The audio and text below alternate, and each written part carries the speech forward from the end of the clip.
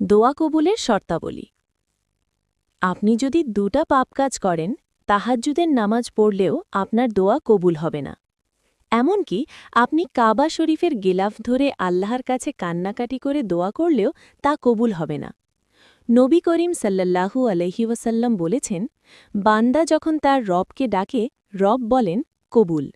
অর্থাৎ আপনি যখনই আপনার রবকে ডাকবেন, তখনই তিনি আপনার ডাকে সাড়া দেবেন।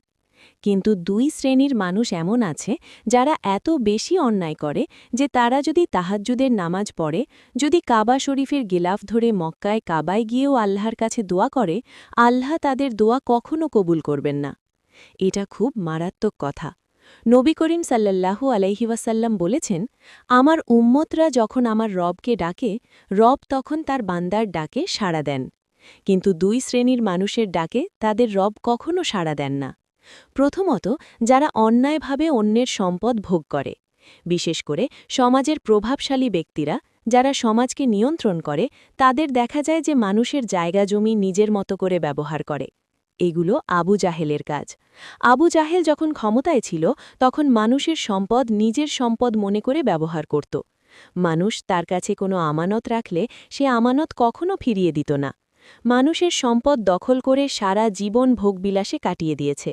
সুতরাং আজকে যারা অন্যায়ভাবে মানুষের সম্পদ ভোগ করে, তাদের মনে রাখতে হবে যে এরা কখনো মোহাম্মদ সাল্লাল্লাহু আলাইহি ওয়াসাল্লামের উম্মত হতে পারে না।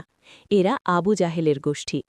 এই কারণে প্রিয় ভাইয়েরা আমার, যারা অন্যায়ভাবে অন্যের সম্পদ ভোগ করে, তাদের দোয়া আল্লাহ সুবহানাহু ওয়া তাআলা কখনো কবুল করেন না।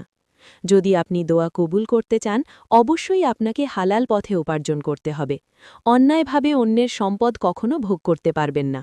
আল্লাহ তার বান্দার হক খাওয়া কখনো পছন্দ করেন না।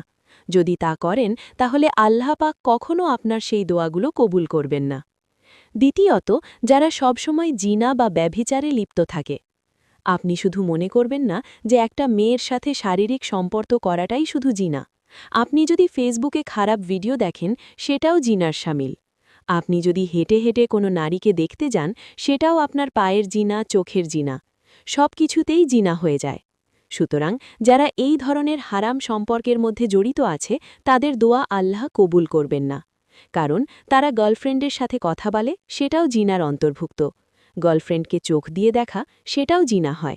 গার্লফ্রেন্ডকে হাত দিয়ে ধরে, সেটাও জিনা হয়।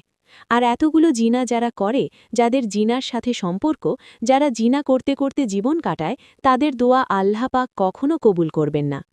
খুব মারাত্মক কথা। নবী করিম সাল্লাল্লাহু আলাইহি ওয়াসাল্লামের এক হাদিস শরীফ